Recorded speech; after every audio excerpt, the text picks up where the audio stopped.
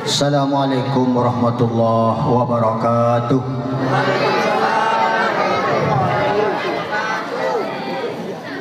Innal hamdalillah nahmaduhu wa nasta'inu wa nastaghfiru wa nastahdi wa nastarshidu wa na'udzu billahi min shururi anfusina wa min sayyiati a'malina. May yahdihillahu fala mudhillalah wa may yudlil fala hadiyalah. Ashhadu an la ilaha illallah wa ashhadu anna sayyidina Muhammadan abduhu wa rasuluh. Allahumma salli ala sayyidina Muhammad wa ala alihi wa ashabihi ajma'in. Amma ba'du. Yang kami hormati para tokoh, para panitia, para kiai, para ustadz, para ustadzah, yang mohon maaf sebesar-besarnya tanpa mengurangi rasa hormat kami. Kami tidak bisa menyebutkan namanya satu persatu, baik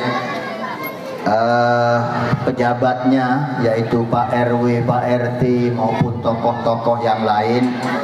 Saya mohon maaf sebesar-besarnya. Mudah-mudahan Allah Subhanahu wa taala merahmati kita semua. Semua para hadirin, para hadirat yang berbahagia, alhamdulillah wa syukurillah, pada malam ini kita semua diberikan nikmat sehat walafiat. Allah Subhanahu wa taala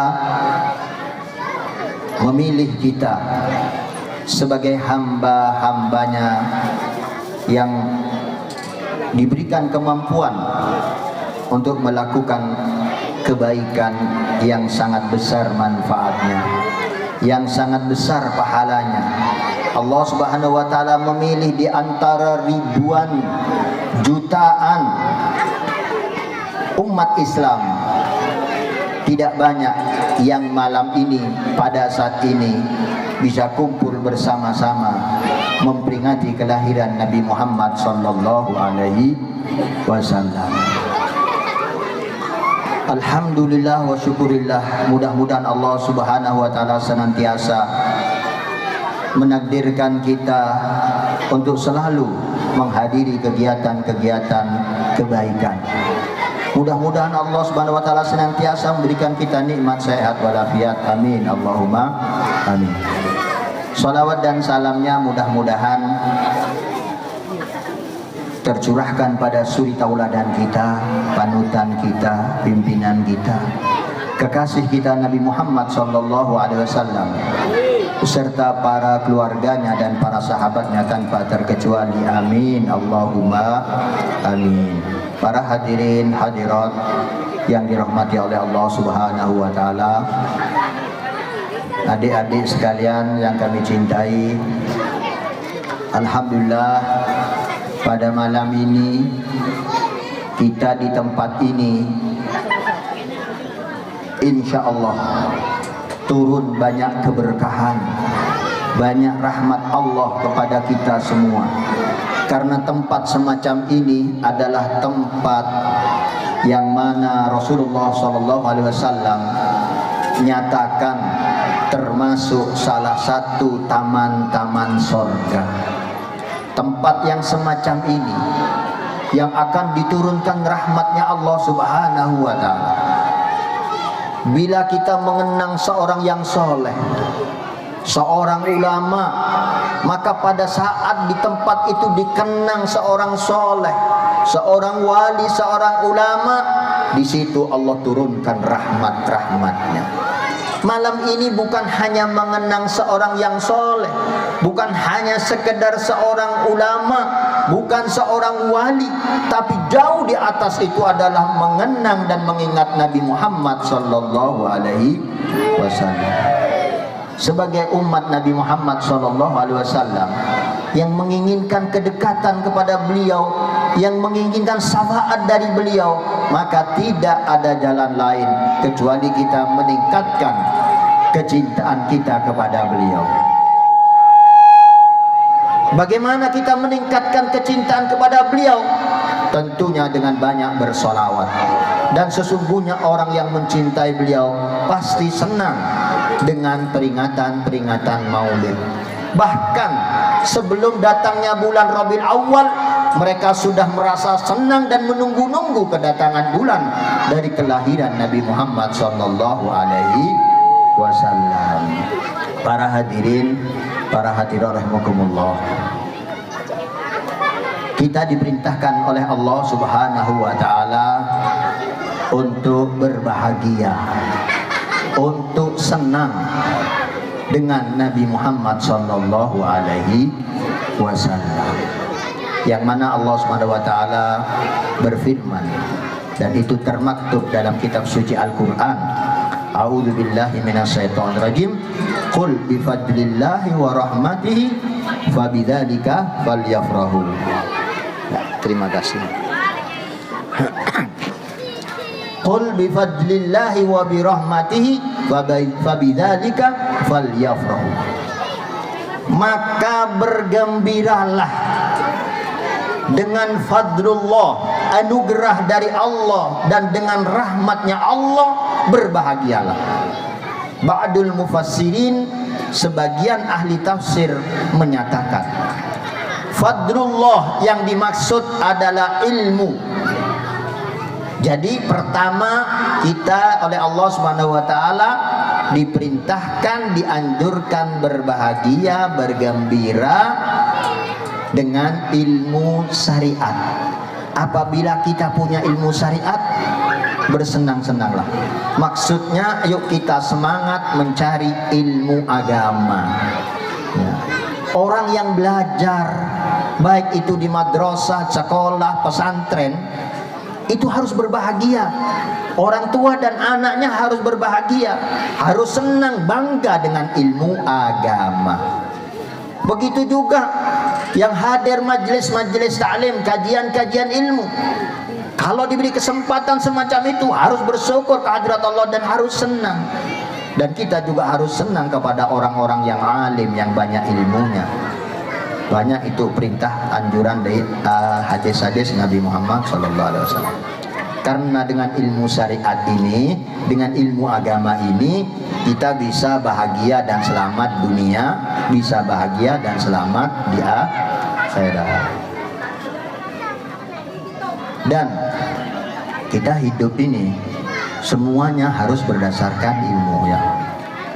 Pertama, man arada dunya fa'alaihi bil ilm, wa man arada al-akhirah fa'alaihi bil ilmi, wa man aradahuma fa'alaihi bil ilmi. Siapa yang ingin senang dunia, ingin berhasil dunia, harus pakai ilmu.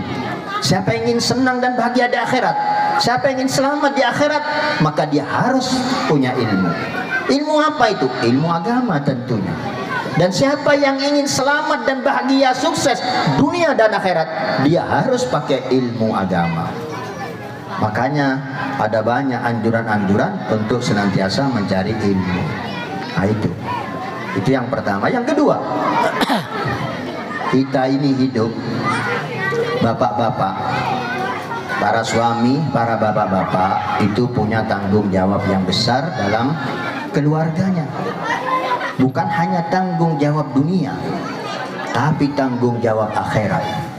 Bapak-bapak itu harus tahu ilmu agama supaya bisa mendidik istrinya, supaya bisa menjaga istrinya dan anak-anaknya tentunya.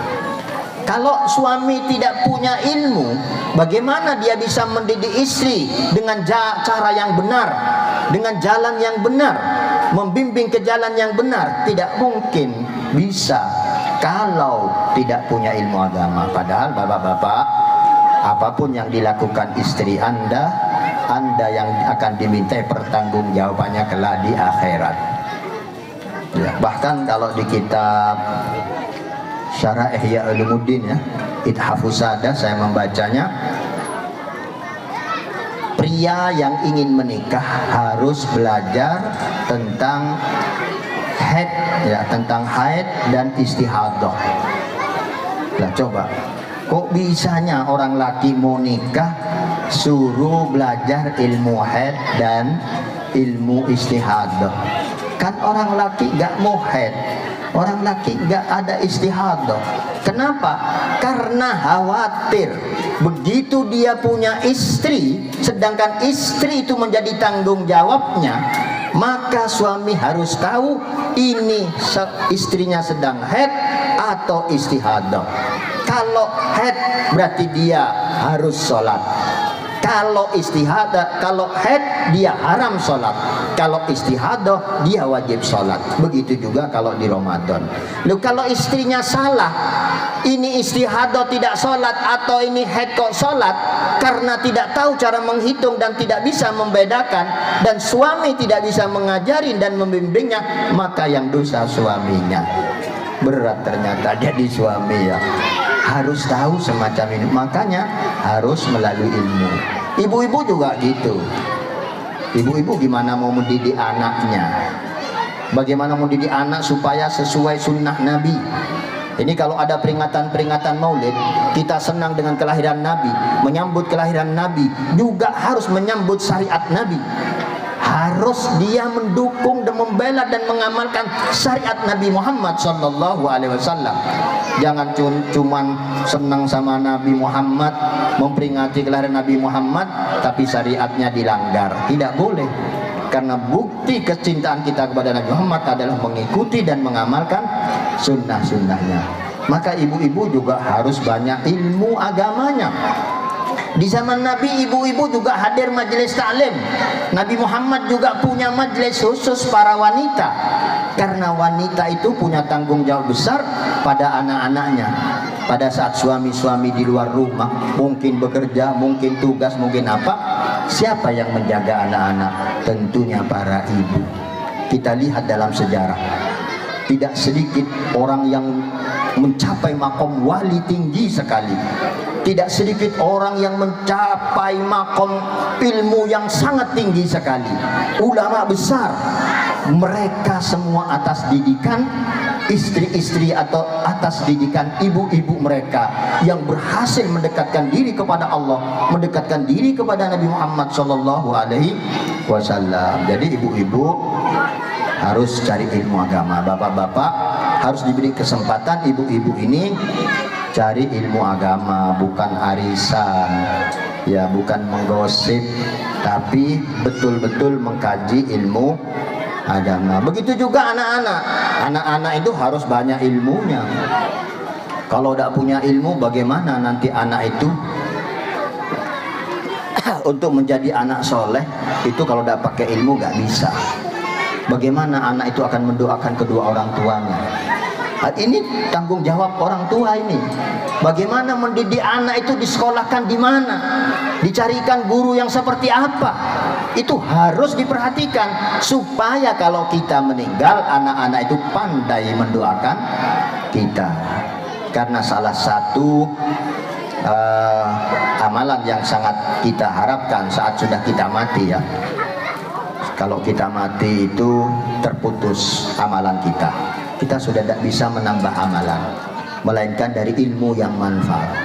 Dari ilmu yang manfaat yang kita ajarkan atau kita sampaikan, kemudian diamalkan oleh orang lain, dan orang lain menyampaikan kepada orang lain, maka saat itulah kita yang meninggal menikmati pahala-pahala yang tak henti-henti.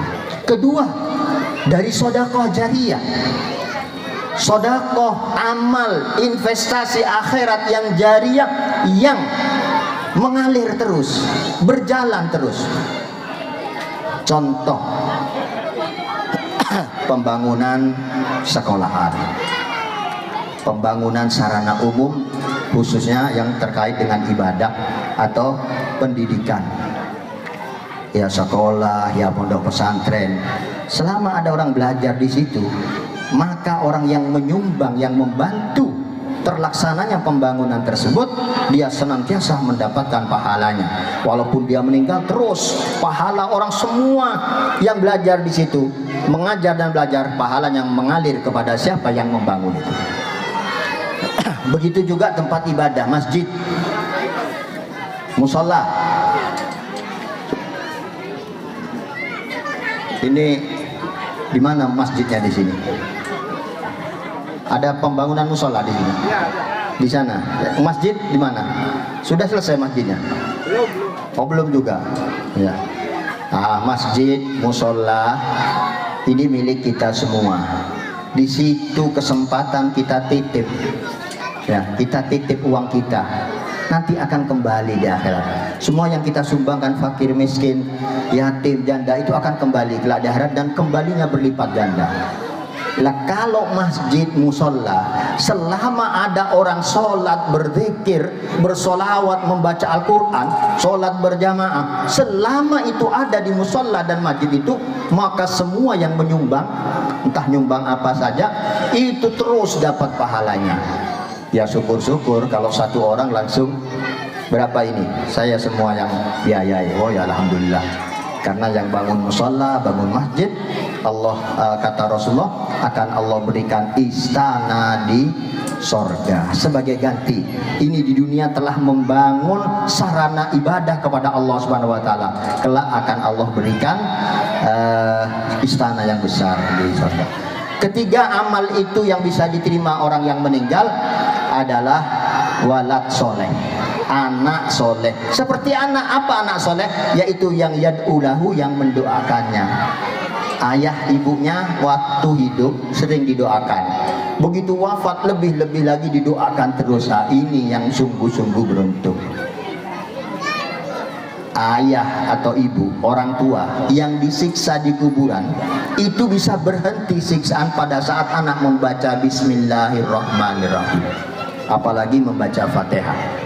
Membaca saja sudah memberikan keberkahan, apalagi baca Fatihah, Yasin, kemudian dia berkata atau diingatkan, niat pahalanya saya sedekahkan atau saya hadiahkan kepada almarhum atau ayah dan ibu. Jadi maka Allah Subhanahu Wa Taala akan kirimkan pahalanya. Satu Fatihah kata Rasulullah lebih senang diterima oleh orang yang sudah wafat daripada dunia dan seisinya. Satu Fatihah saja. Nah ini kita semua akan mati. Apa ada anak-anak kita yang akan mendoakan kita? Berapa anak kita sekarang? Ini mumpung banyak, ini kayaknya alhamdulillah di sini banyak anaknya semua ya. Banyak sekali anak-anak kecil disekolahkan, taruh di lembaga TPQ, tempat-tempat pendidikan Al-Quran.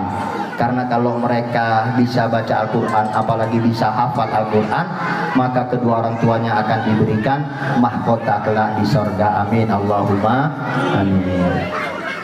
Kita lanjutkan ayat Al-Quran tadi. Bifadlillah wa birahmatihi. Kedua, dengan rahmatnya Allah berbahagialah. Rahmat Allah itu memang banyak, tapi rahmat yang jelas-jelas rahmat dan rahmat yang sangat besar adalah Nabi Muhammad sallallahu alaihi wasallam.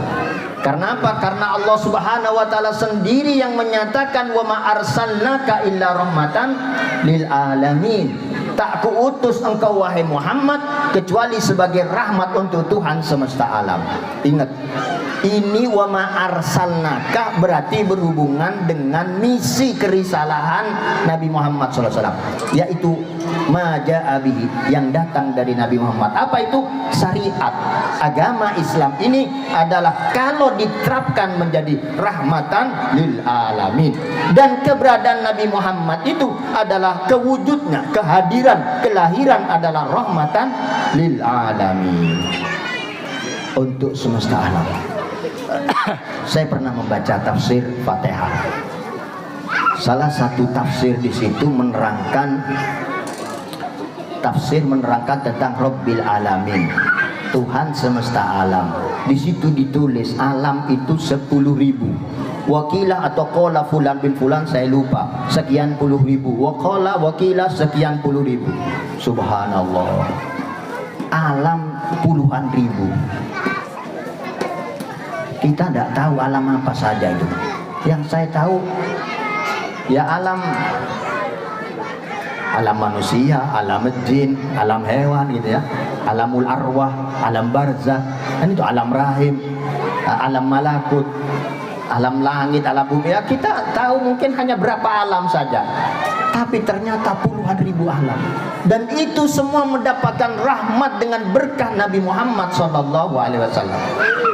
Bahkan Nabi itu waktu mendengarkan beliau rahmat lil alamin, nanya ke malaikat Jibril, ya Jibril, apakah kalangan malaikat juga dapat rahmat karena aku? Iya ya Rasulullah, contohnya saya, dengan berkah engkau ya Rasulullah, saya disebut dalam Al-Quran, saya mendapatkan kedudukan yang sangat tinggi karena menemani Rasulullah. Saya mendapatkan titel Al-Amin itu dengan berkah engkau ya Rasulullah. Jadi bukan hanya orang yang muslim mukmin saja yang dapat rahmat Allah, yang kafir pun dapat rahmat Allah, yang ahli maksiat pun dapat rahmat Allah, yang hewan-hewan pun dapat rahmat Allah. Bagaimana tidak? Allah Subhanahu wa taala berfirman, "Wa ma kana Allah ayyu'adzibahum wa anta fihim." Allah tidak akan menyiksa orang-orang kalau ada engkau. Dengan berkah Nabi Muhammad tidak ada yang disiksa kalau ada Nabi Muhammad. Nah, kemudian para ulama menerangkan bagaimana dengan zaman sekarang. Allah tidak menurunkan musibah dan bala kalau ada Rasulullah di situ. Apakah ayat ini masih berlaku? Berlaku pada saat kalian membaca sholawat, pada saat kalian kumpul-kumpul membaca maulid Nabi Muhammad SAW. Di situ sama Nabi Muhammad hadir, minimal rohaniyahnya, minimal cahaya nurnya itu akan sampai kepada kita saat kita kumpul-kumpul membaca sholawat kepada Nabi Muhammad SAW. Atau pada saat kita maulidan, ya, banyak riwayat sekali bahwa Nabi hadir kalau dibacakan maulid Nabi Muhammad SAW. Jadi kalau sekarang Nabi Muhammad belum wafat kok, para aulia, para syuhada tidak wafat, itu yang menjelaskan bahwa mereka tidak wafat itu Al-Quran. Banyak ayat-ayat wala tahsabannalladzina atau wala yahsaban dan seterusnya. Jangan kau anggap orang yang wafat, orang para wali, para syuhada wafat, kau anggap itu wafat, balhum ahya, bahkan mereka hidup. Apalagi Nabi Muhammad SAW. Nah, jadi atau dalam riwayat lain, ya, kalau di situ pertama tadi kalau ada orang baca sholawat, ada orang baca hadis Nabi, ya, ada orang baca maulid atau sejarah Nabi, akhlak Nabi, ya, sunnah-sunnah Nabi. Ada riwayat yang ada qaul ulama yang mengatakan ada dzurriyyatur Rasul sallallahu alaihi wasallam. Di mana di situ ada dzurriyyatur Rasul, ada darah Nabi, itu juga mereka sebagai pengaman yang disebutkan hum amanul ardi fadzakiri. Mereka yang mengamankan bumi ini, maka jangan lupakan mereka. Karena apa?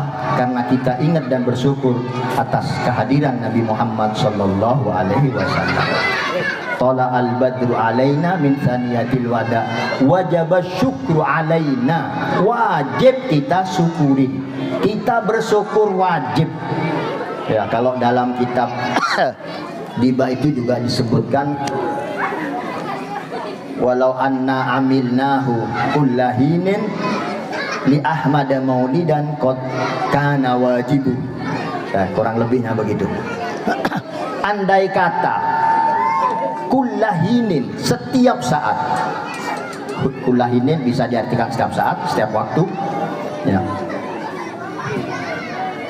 Kalau kita adakan sesering mungkin maulid, acara maulid, pembacaan maulid, peringatan kelahiran Nabi, ya. Maulidan li Ahmad, maulidnya Nabi Muhammad SAW. Kalau kita adakan maulid Nabi Muhammad SAW terus-terusan di setiap saat, qad kana wajibu, itu masih wajib.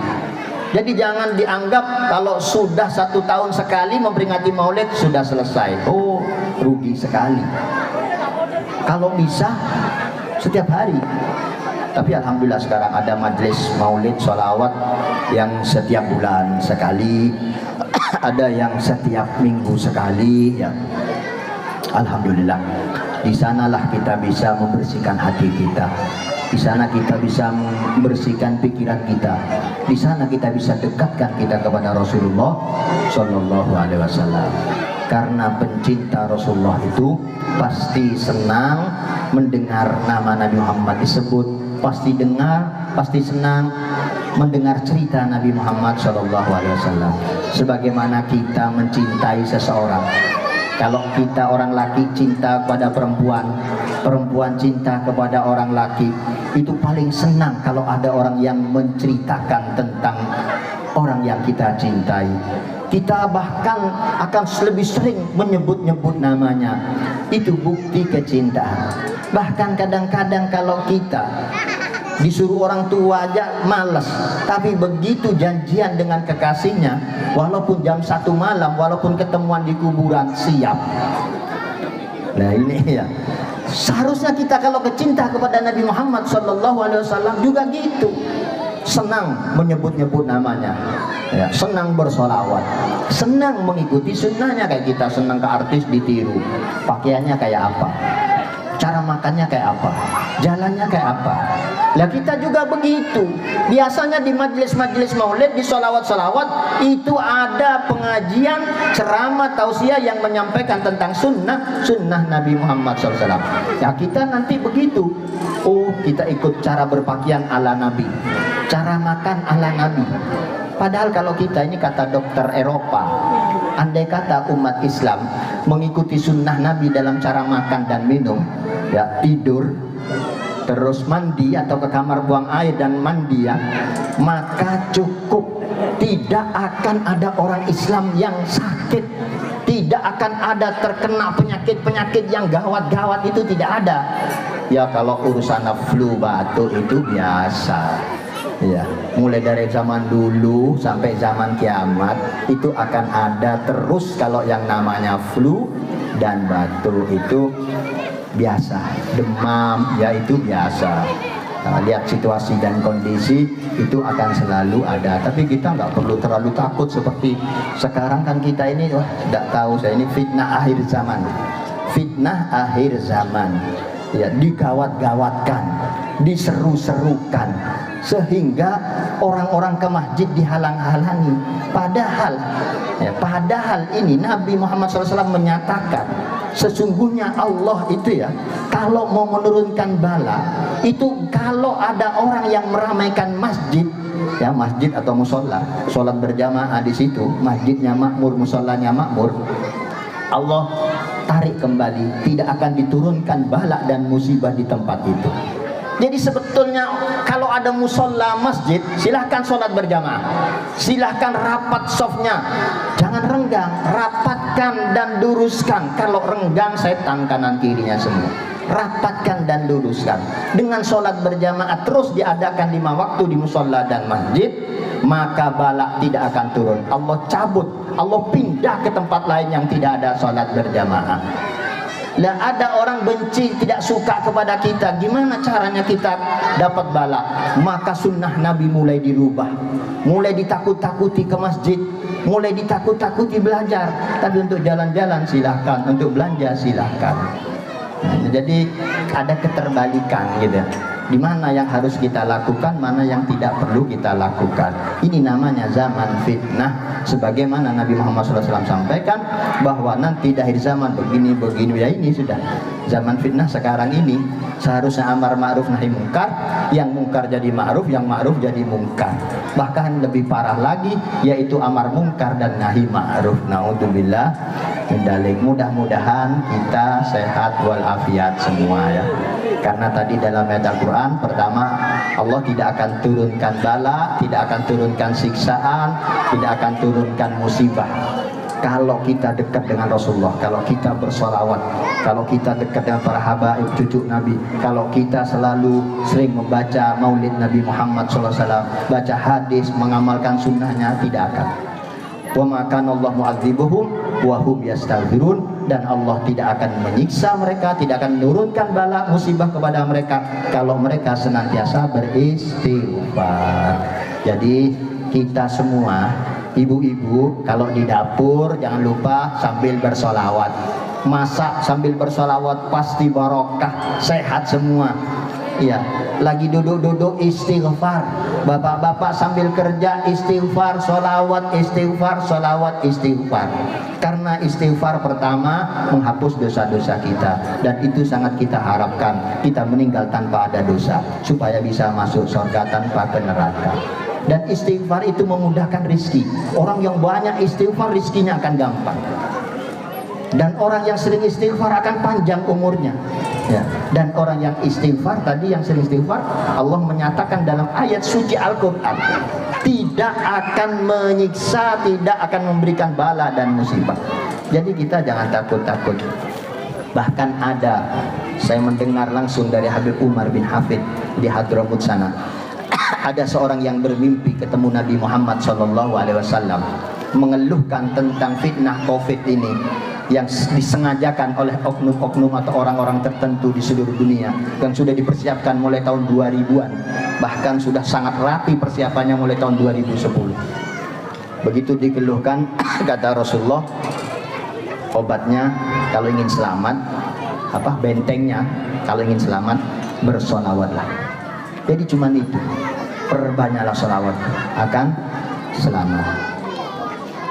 Kalau ingin sehat walafiat, kan Nabi itu sudah memberikan resep. Nabi SAW yang mana Allah SWT menyatakan, wa ma yantiqu anil hawa in huwa illa wahyu yuha.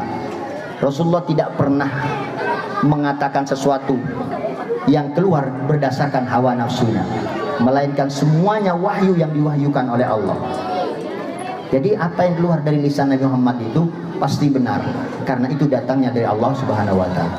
Nabi Muhammad pernah bersabda, alaikum bihabbatil barakah, hendaknya kalian senantiasa mengkonsumsi biji-bijian yang barokah. Al-habbatu sauda dawaun min kulli da. Habbah barokah itu adalah habbatu sauda, itu adalah obat dari segala macam penyakit, illa sam, kecuali mati. Ya kalau urusan ajal tiba mati, walaupun gagah, walaupun masih muda, walaupun kaya, gak pernah sakit sama sekali, ya mati. Ya karena kalau mati ya memang harus mati. Sehebat apapun pasti mati. Ya dakwah nggak dakwah mati, berjuang nggak berjuang mati. Ya kaya atau miskin mati, tua atau muda mati, sakit atau sehat ya mati. Nah, tapi ini resep obat dari segala macam penyakit. Harganya murah sekali. Kenapa kita bingung-bingung dengan dokter-dokter? Ya dokter banyak manfaatnya memang, tapi kan Nabi itu dokter di atas dokter, yang diwahyukan oleh Allah, habbatus sauda, obat dari segala macam penyakit. Kalian beli 100.000 sudah dapat 200 kapsul. Bisa jadi hanya tergantung ya, ada habbatus sauda bubuk, ada habbatus sauda minyak. Nah itu termasuk sunnah Nabi Muhammad SAW. Apalagi tadi kata dokter Eropa itu, makannya minumnya ikut sunnah Nabi, yaitu tidak ditiup, tidak minum dan makan yang panas, tidak berdiri alias duduk, maka sehat, ginjalnya sehat, semuanya sehat. Kalau mandi, kalau tidur miring kanan, ya ginjal sehat, jantung sehat, dan seterusnya. Ada resep-resep Nabi. Nabi makan harus melepas alas kaki. Jadi siapa yang pakai sepatu? Siapa yang pakai sandal? Kalau makan lepas. Ya, makanlah dengan tangan. Tangan ini ada enzimnya yang membuat makanan itu segera lumat. Jadi tidak ganggu usus dan lambung. Tapi kalau pakai sendok, kan ini juga banyak bakteri dan virus-virusnya di sendok. Kalau tangan kita kan sunnah cuci tangan. Cuci tangan selesai, bakteri hilang. Jadi sunnah-sunnah Nabi itu, mari kita pulang dari tempat ini, sunnah-sunnah yang terkecil, yang kita tahu, yang kita mampu lakukan. Karena dengan sunnah-sunnah itulah Rasulullah menyatakan dari Allah Subhanahu wa Ta'ala, hadis qudsi, bahwa bila hambaku mendekatkan diri kepadaku dengan amalan sunnah-sunnah, maksudnya setelah wajib-wajib sempurna diamalkan sunnah-sunnah, maka aku akan mencintainya.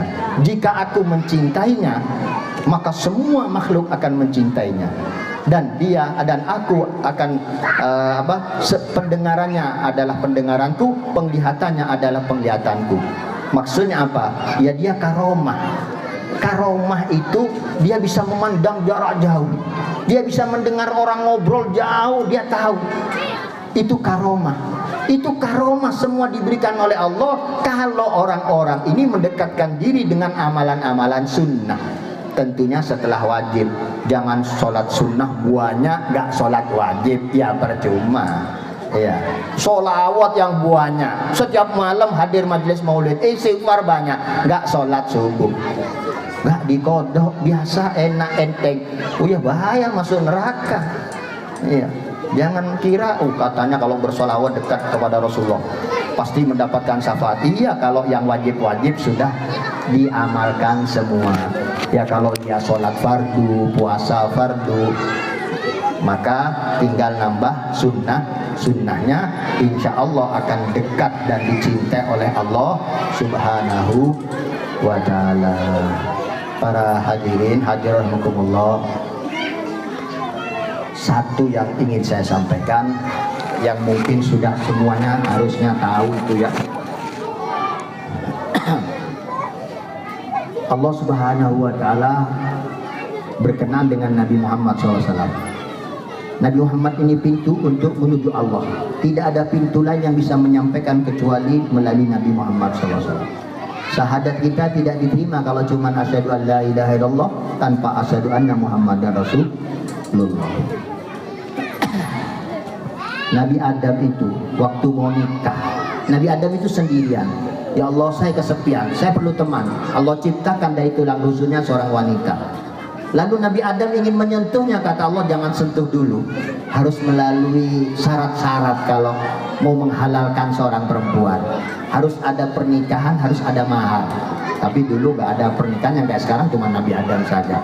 Ada mahar. Apa maharnya? Bersolawat kepada Nabi Muhammad SAW. Lu ternyata awal manusia itu Nabi Adam yang kemudian lahir seperti kita ini. Waktu mau kumpul dengan Sayyidah Hawa, maharnya agar halal solawat kepada Nabi Muhammad SAW. Dan kalian tahu apa yang pertama Allah ciptakan di muka bumi ini, semua makhluk ini selain Allah, apa yang pertama diciptakan? Sahabat nanya, ya Rasulullah, apa yang pertama Allah ciptakan? Awwalu khalqillah madza ya Rasulullah?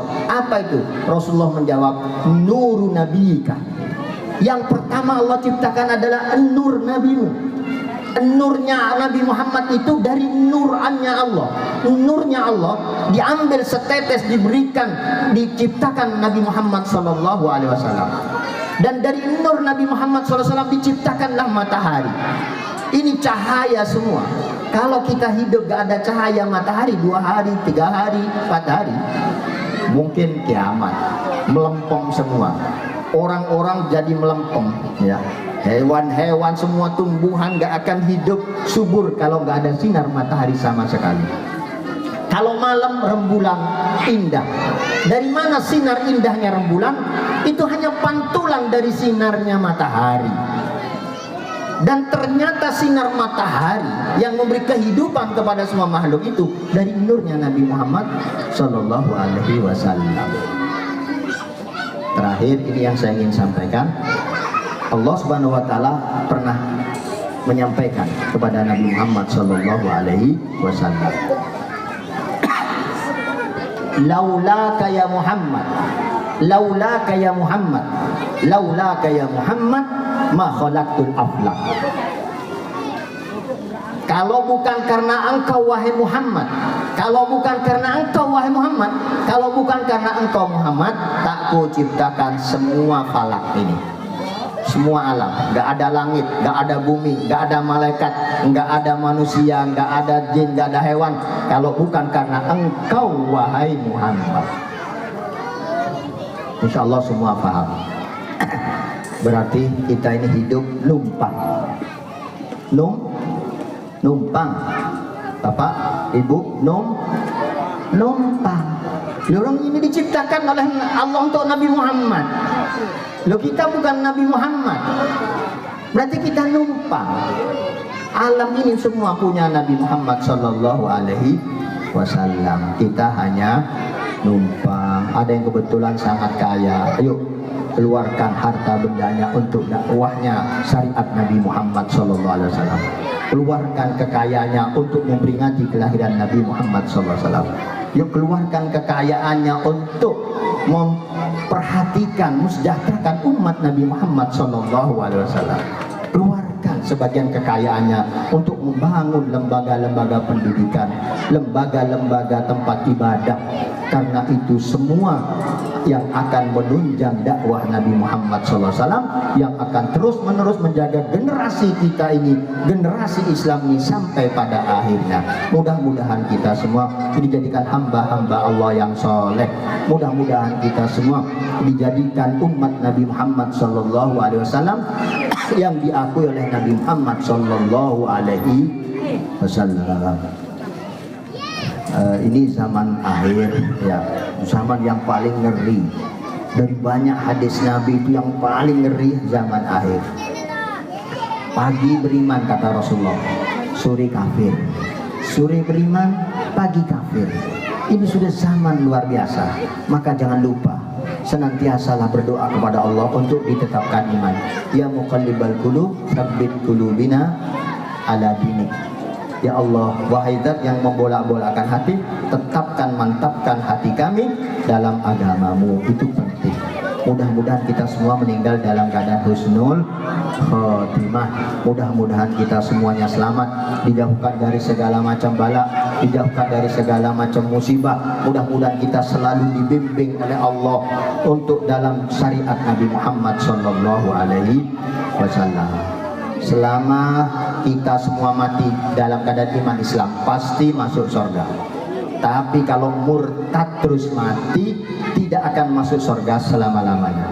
Atau orang Islam, KTP-nya Islam, pakaiannya Islam, tapi munafik, maka selamanya juga di neraka bersama orang-orang kafir. Na'udzubillah min dzalik. Nanti banyak orang-orang yang merasa umat Nabi Muhammad yakin dapat syafaat umat Nabi Muhammad, tapi di akhirat ada beberapa orang yang ditolak untuk masuk ke dalam golongan umat Nabi Muhammad SAW. Karena apa? Saat Nabi mengatakan, "Loh, ini umatku bukan ya Rasulullah." Karena memang pakaiannya seperti pakaian umatmu, pembicaraannya seperti pembicaraan umatmu, tapi akidahnya, hatinya tidak seperti yang kau ajarkan ya Rasulullah. Mereka tidak sama dengan umatmu. Maka diusirlah oleh Nabi Muhammad SAW. Na'udzubillah min dzalik. Mudah-mudahan kita semua diakui menjadi umat Nabi Muhammad SAW. Mudah-mudahan kita semua meninggal dalam keadaan husnul khotimah. Mudah-mudahan kita dan keluarga kita, anak kita, semuanya kelak di akhirat bisa berkumpul di surga Allah. Amin. Allahumma amin. Saya mohon maaf, saya kurang sehat ya. Banyak gangguan kesehatan pada saya beberapa hari ini karena memang padat sekali acara ya. Jadi hampir tidak punya waktu istirahat dan selalu keluar kota. Doakan mudah-mudahan kita semua sehat walafiatnya. Jadi saya kurang fit, cuman saya paksakan karena saya punya kewajiban. Saya sangat senang bersama saudara-saudara sekalian di sini. Mudah-mudahan kita kumpul di sini juga kumpul kelak di akhirat bersama Nabi Muhammad SAW. Demikian yang bisa kami sampaikan. Saya mohon maaf kalau saya tidak bisa maksimal, kalau apa yang saya sampaikan kurang bermakna, tapi mudah-mudahan Allah memberikan keberkahannya kepada kita semua, Allah memberikan ridhonya kepada kita semua, Allah memberikan rahmatnya kepada kita semua. Mudah-mudahan Nabi Muhammad SAW memberikan nadrohnya, perhatiannya kepada kita semua dan keluarga kita. Amin. Allahumma amin. Badratan Nabi Muhammad sallallahu alaihi wasallam. Al-Fatihah.